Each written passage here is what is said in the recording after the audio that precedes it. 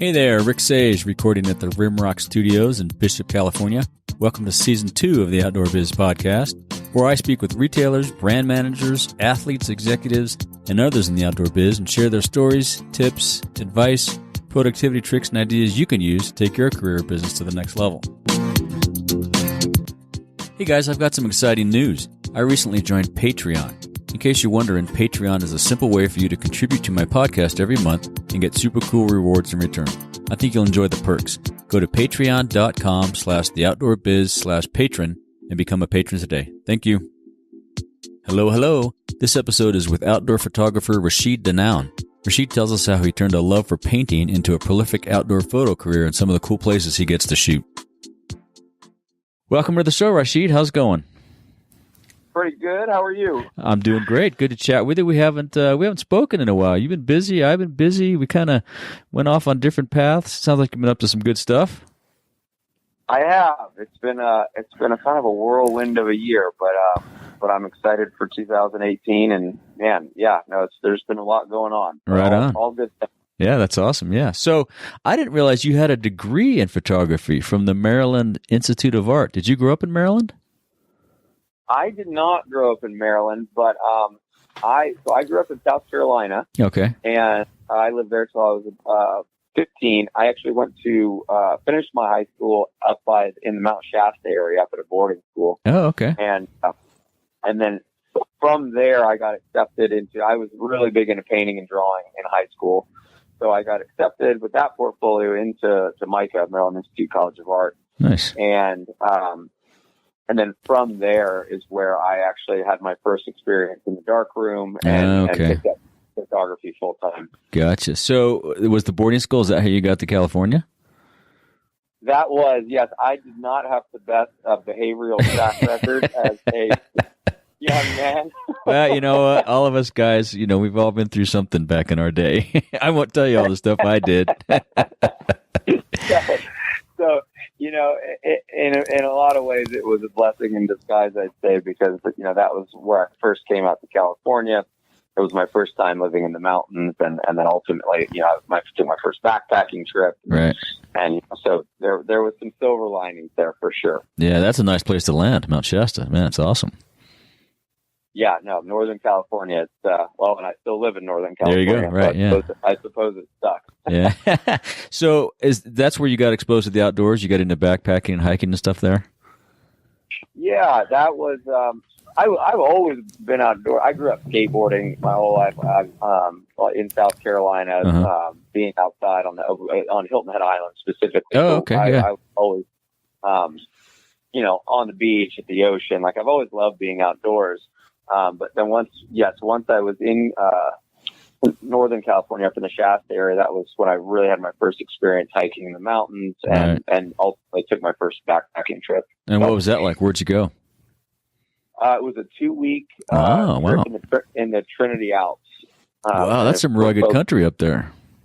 Oh man, and for folks who don't know about the Trinities, it's a small little range up there, but it is stunning. Yeah, beautiful. But a lot of up and down. Yeah, a lot of up and down. Yeah.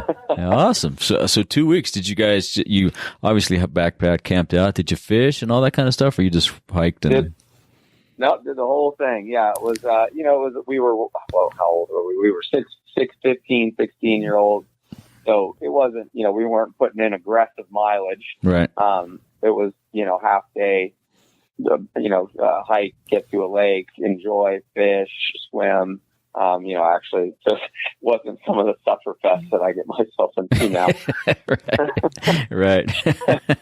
So you first picked up a camera back in Maryland. Was that because you had to take photography for your degree, or did you gravitate to that some other way? I had the option of taking an elective class, or I had to take an elective class when I was in MICA. So I was fully invested in painting. I was a painting major. Okay. And it was my sophomore year. I just decided, I'd be really interested. I've never worked. This was at the very end of the film days.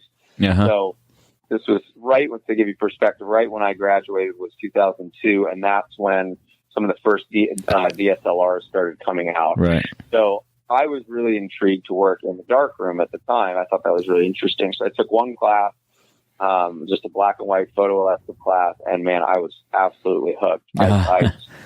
I changed everything, whole trajectory. Wow. Do you paint at all today, or gave it all up? No painting. I don't. I wish I had time. Yeah. Honestly. Yeah. Right.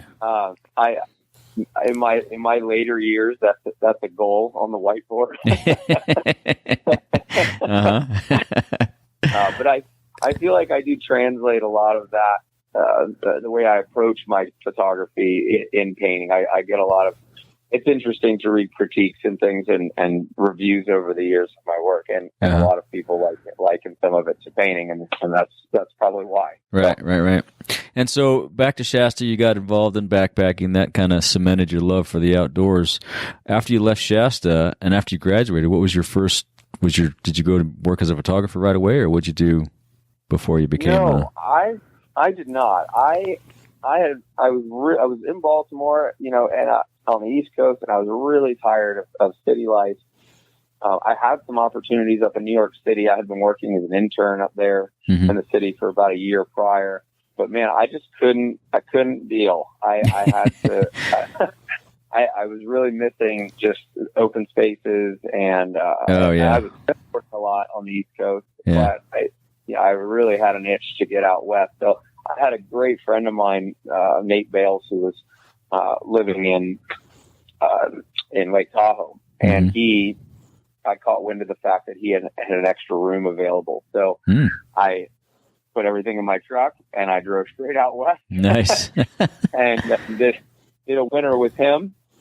And in my head, I thought, well, I'll do this winter, and then I'll come up with next steps after that. Potentially, then use my degree, jump into photography full time, and that just never developed. I fell in love with Tahoe. I was working at Kirkwood bartending, nice, and just fell in love with the Sierras in general, and just didn't want to leave. So I stayed the next summer, and then on we go for the next 15 years. Wow. I've been in Tahoe, and I didn't pick up a camera. Probably for maybe the first 5 or 6 years. Oh, wow. Interesting. Really? Yeah. I took a heavy break. All I did was snowboard, climb, mountain bike, hike, backpack. And that ultimately led me to bringing my camera on a lot of those trips. Gotcha. Right. But I was really disenchanted when I left the East Coast with how I had no idea how to make money doing what I was doing. There just wasn't a lot of focus on that at school, which I think can be a big problem with art schools, because it's all about creation, but you also need to learn how to create money. Right, exactly. They don't teach you that very well. They don't even talk about it in some programs.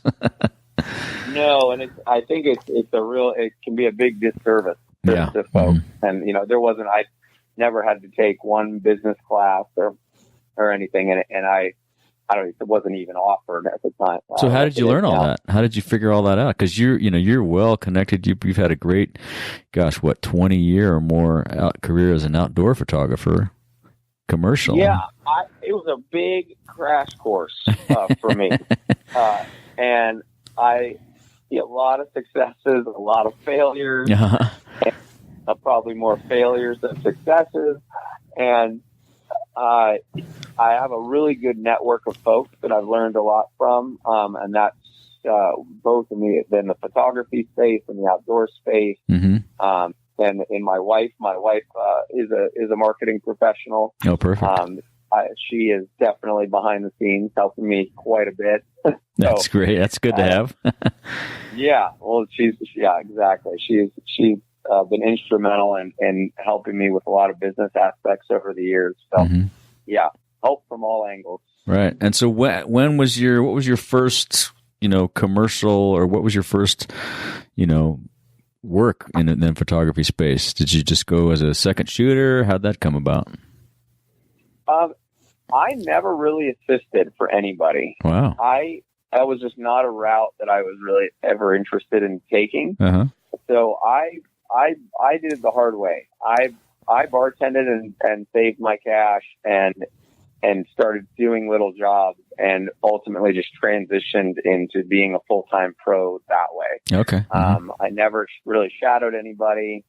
And who were some of the first groups you shot for? Was it local ski areas, Kirkwood, or? Yep. Okay. Kirkwood, Yeah. Yeah, exactly. Yeah. I went, and it was actually through the bartending connection there. The CEO, Tim Cohey, would sit at my bar quite a bit, and he caught wind over the fact over the years of the fact that I was a photographer, and asked me if I wanted to go up with the TV crew, like the following morning. Nice. With outside TV. And I said, yeah, no, I'd actually love that. He said, we're really short on assets and there's no big pressure, but let's see what you can do. And it was a big pow day. Oh, nice. The next day. And I was like, oh, absolutely. Because I get to go up before the public, right. patrol, some athletes. I was like, well, that sounds awesome. How bad can that be? It'd be a good day of skiing, if nothing else. Exactly. So I went up with those guys and came back with actually a really nice set of images, some of which are still used today. Oh, cool. And that was really what catapulted me into the commercial outdoor space. That was my first time shooting for a corporation, being published and getting paid. And it just kind of snowballed from there. Yeah, it's snowball. Yeah, you work with a lot of great outdoor brands, and you're branching out. We just talked about off air about some Time Inc. stuff you're working. I see people like Microsoft and ARP on your website. How did that all come about? You broadened your reach.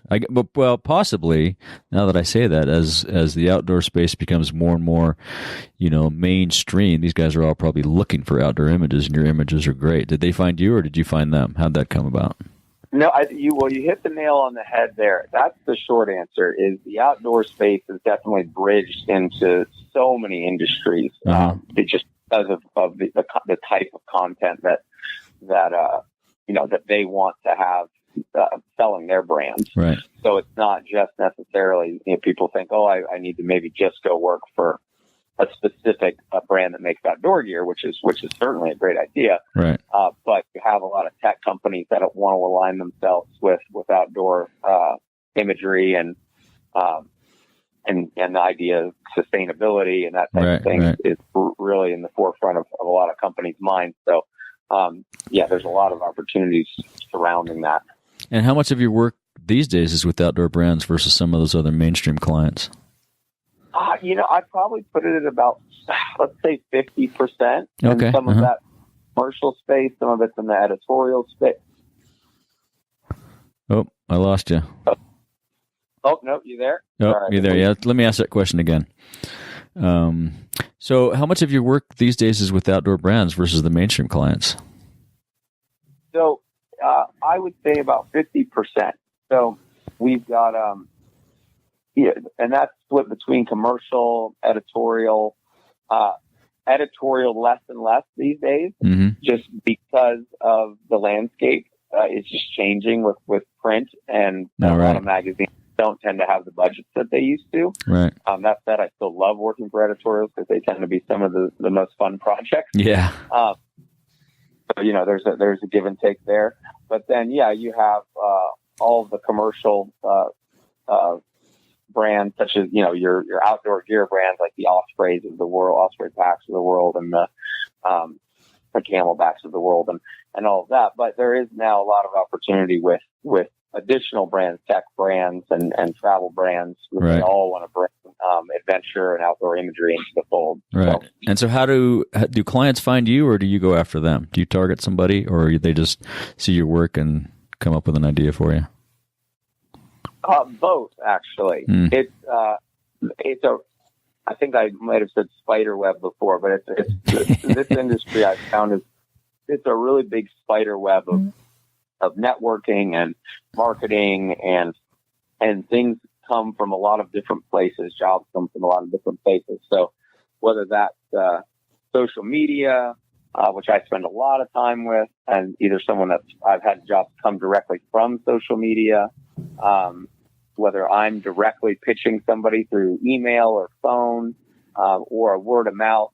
You're probably pretty familiar with how kind of intimate the outdoors, small the industry can be. Yeah. So it's huge, but it's small at the same time. Yeah, exactly. Yeah. So it's once you've been in it for a while, Right. Word gets around, and there's recommendations that happen, or someone moves from one company to another, and then all of a sudden they want to bring you along as their photographer. So yeah, it's multifaceted. Right. And so, do you find that most of your outbound stuff is through social media these days? That's usually where I'm releasing things first. Okay, interesting. Mm-hmm. And it depends. If it's a project for a client where there's an embargo, that's one thing. But I shoot a ton of personal work too that then later finds a home with folks. Right. Whether that's through a stock agency or just through. I have a lot of just really personal relationships with a lot of companies and brands, so they'll contact me for specific types of imagery, and I've been doing it long enough. I have a pretty deep archive, so I tend to self-assign a lot of work for myself, and just knowing that there'll be value in the market for it later. Yeah, and you're with Aurora Photos. Any other folks you work with closely like that? Yeah, Aurora. I've been with them the longest. They were the first ones. Love those guys. Those guys are great. For me in my career. I work with Tandem Stills and Motion. Quite a bit. Mm-hmm. I was actually just the keynote speaker at their last conference in Telluride. Awesome. That was really fun. Yeah. I've done a little work with, if we're talking about the stock world, a little work with Offset and a little work with Adobe stock, but nothing. The major archives live with Aurora and Tandem. Gotcha. So, Yeah. Aurora, those guys are awesome. Yeah. And so walk us through a day in the life, if you will, maybe a typical shoot day, or give the listeners an idea of, okay, you've got the job, and now what do? First morning, we're going to go shoot XYZ. You're up at dark 30. Oh man, well, it depends if it's a shoot day or what's going on. But that's true. It's a scout day, right? Yeah, right. The big joke is that I'm really not a photographer. I'm just more of like a professional luggage handler and packer.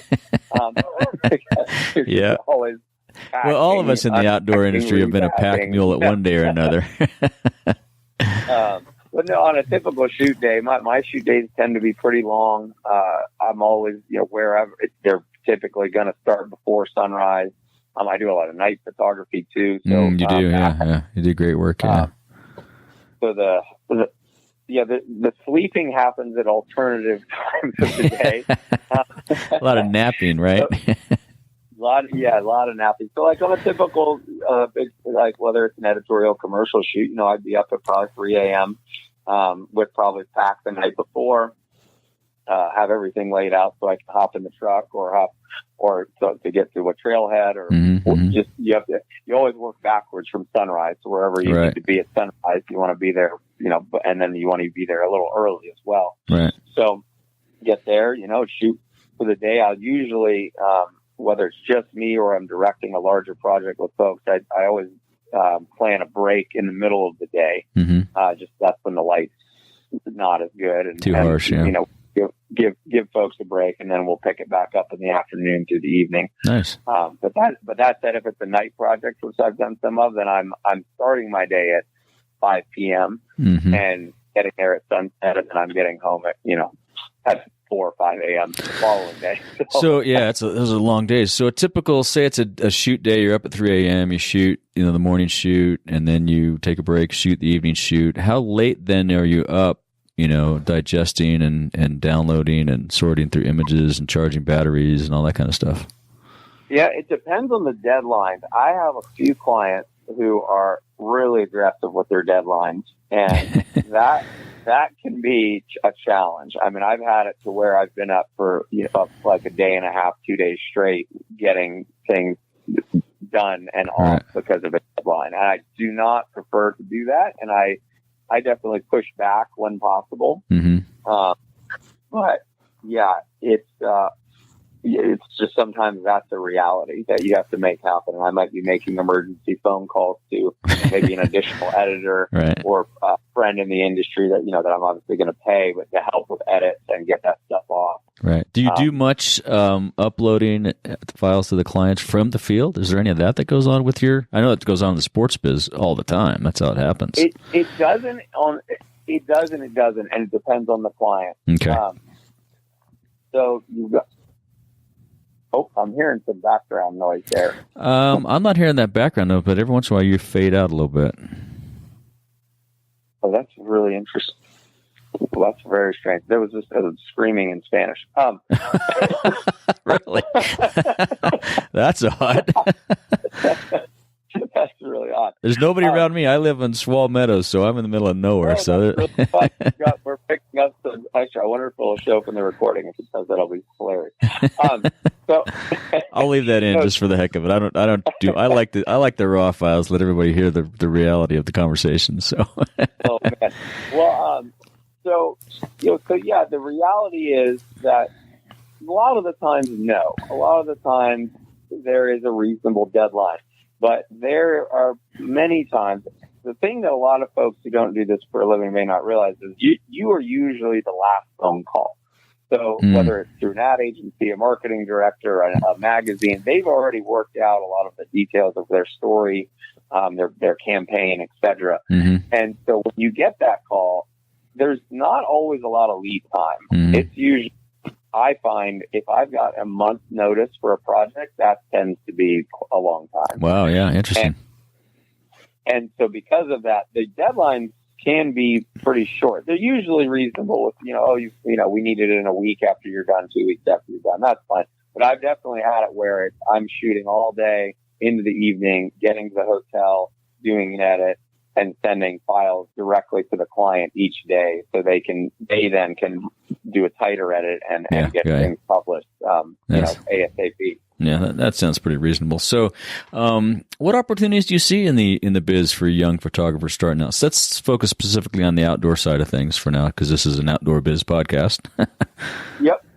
So, I think the step by step of it for me, I folks need to really don't jump the gun. Is my first piece of advice. Is work on your portfolio first. Hone in your imagery. Find a niche that you're really excited about, especially within the outdoor industry. It's not even just shoot it all. Do you want to focus on snow sports? Do you want to be in ski, snowboard? Do you want to shoot mountain biking? Do you want to shoot climbing? Right. Because it gets really specific. And if you want to work on the high level of any of those disciplines, you really need to have focused in, because you may get less jobs initially, but it will translate into larger paying, more high volume work in the long term. So I think that's something for folks to remember. But the thing that is really tough right now is that the landscape is just changing, and that's across all, not just the outdoor business, but all businesses, and of how the kind of content we're making. Well, not necessarily the kind of content, but how much we're making, where it's going, how it's being ingested. Social media, the internet, marketing campaigns have changed drastically. Right. And editorial is a completely different landscape than what it used to be. It takes a much smaller role. So I think it's really important to be aware of what's going on. I don't have the magic bullet for you, honestly. I don't think there is. We've talked about this a number of times when I was at Low Pro and pursuing my photography business, and I don't think there is a magic bullet. I mean, my experience is you just have to keep grinding and throwing stuff out there, and like you say, try to focus as much as you can, but there is no silver bullet. It just takes, you got to do the work, you got to take the photos, Got to take the photos, and just continue to pay attention to what's going on around you. Yeah. When look at what the companies are putting it out, look what the editorials are putting out, and look at how they're putting it out, on what platforms and where they're spending their advertising and marketing dollars and all of that. So yeah, it's just really important to be paying attention. Right. Yeah. No, that's good advice. And do you have any daily routines you use to keep your sanity or your health if you're out there at all hours of the day? You must get a lot of exercises, I'll bet. I try and be outside as much as possible. There is a lot of office time spent in what I do as well. So, right. But when I would try and make sure that I have a balance to where because even when I'm shooting, those are long days outside, I'm definitely still working pretty hard. So I try and make sure that I'm taking time for myself to just go on a hike or go snowboard, go mountain bike, and keep myself in shape for one, but also just can remind myself why I do what I do in the outdoors, and be a participant sometimes, because if you're always on the other side of the camera, I feel like sometimes you can get burnt out. Yeah, that's good advice too. Yeah. So you're the guy that turned me on to Audible. Thank you for that. I am a huge fan of Audible. Yeah. So do you have any favorite books, or do you give books as gifts very often? I wish I had more time to read than I do. That's the beauty of Audible, though. You just plug it in and go, right? I mean, I have long drives like you do, and it's the best way to pass the time. Podcast or Audible, it's awesome. Yeah, I do like podcasts. My favorite book that I'm reading, I'm only halfway through it right now, is The Peregrine. Have you ever heard of The Peregrine? No, I haven't heard of that. It's an old classic, but it's a lot of people describe it as one of the best. The story goes, it's a guy in England, and he tracks these peregrines over the course of. Cool. And it's just the way it's written. It's just the prose and everything. It's beautiful. Oh, awesome! We'll put a link to that in the show notes. That sounds great. Yeah, it's recommended. You're reading it, or you're listening to it? Sorry. I'm reading it. Okay. Whenever I can pick up a physical book, you spend so much time with screens. I really enjoy that. Yeah, same. And I was doing a really great master class. I don't know if people get into master classes, but I watched Werner Herzog, the famous director. Oh, cool. Class, and that was one of his recommended readings, and I've really been enjoying it. Awesome. All right, we'll link to that. Yeah, I'll have to pick that up. That's great. And I'm sure you use a bunch of apps. What are some of your favorite apps, or something that you use on a daily basis? My two absolute favorites are Sunseeker. Oh, yeah, it's a great one. I'm sure people are probably familiar with that.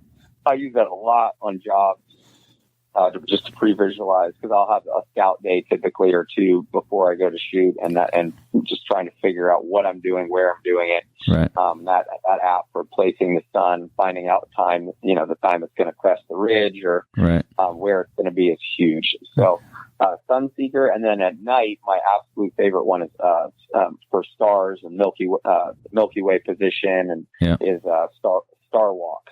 Oh yeah, okay, yep. I have both of those. Yep, no, those are great. We'll link to those too. Those are must-haves for photographers in my book. Yeah. Yeah, I've been using both of those for years, and they are absolutely wonderful apps. Yep, and I'm sure you have a favorite piece of outdoor gear under $100. My headlamp. Easily. Yeah. Don't go. You got to have 2 or 3 of those, right?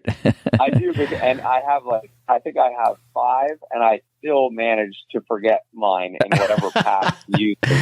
Yeah. And do you have a favorite headlamp? Which is your favorite headlamp of all the headlamps out there? I just got a new one. I can't remember the model number specifically, but it's a black diamond. Okay. And it's their waterproof, really high lumen version. Oh, okay, cool. I just got it actually a couple weeks ago, and nice. that thing's awesome. Awesome. I'll look that up. Yeah, cool. Yeah. Anything you'd like to say or ask of our audience as we wrap up here? I think all I would say is that for folks listening, or especially in the aspiring photographer, director world, I try to make myself fairly accessible to folks. I don't always get right back to people, but if anyone has any additional questions, wants to reach out, feel free to shoot me an email. Cool. Or direct message me on social media. I don't always get right back to you, but I promise I do read them, and I will get back at some point. Great. So, that's awesome. That's very generous of you. We'll put links to that. You're at rachidphoto.com, right? Yep. So the website's going to be rachidphoto.com. So RACHIDPHOTO.com. Perfect. And then my social handles for both Instagram and Facebook are Rachid Photo, and again, that's with the C. So RACHID PHOTO. Excellent. Well, we'll link to that. Thanks for the time. It's been great catching up. We got to get together and do some outdoor hiking and photographing and tip a beer one of these days. I haven't been to Tahoe, I think, since the last time I saw you and Corey. Oh, man. Yeah, no, I'd love that. So Yeah. I know you're well. And I need to get down to Bishop as well. Yep, so come on down. It's been a little too long for me in the Eastern Sierra. Yep, awesome. Well, it'll be good to see you. All right. Thanks, All right, Rick. thanks. I appreciate it. Thanks, Rachid. Take it easy. All right, I hope you enjoyed that conversation with Rachid Dahnoun. You can catch up with him on email at rachid@rachidphoto.com, on Facebook, Instagram, and his website, Rachid Photo. That's RACHIDPHOTO. You'll find links to everything we discussed in the show notes at theoutdoorbizpodcast.com/episodes/075. I would be grateful if you visit iTunes and give us a rating and review, and be sure to share this episode or tell a friend about it. This episode is supported by Scott Oshman and the Cairn Company. I had Scott on the show back in October, and you can listen on episode 044. Thank you, Scott. Thanks for listening. If you want more of the Outdoor Biz podcast, you can subscribe on iTunes, Stitcher, or wherever you get your podcast. Be sure and go to theoutdoorbizpodcast.com where you'll find all the episodes, show notes, and much, much more. Thanks for listening, and until next time, be sure and make time to get outside.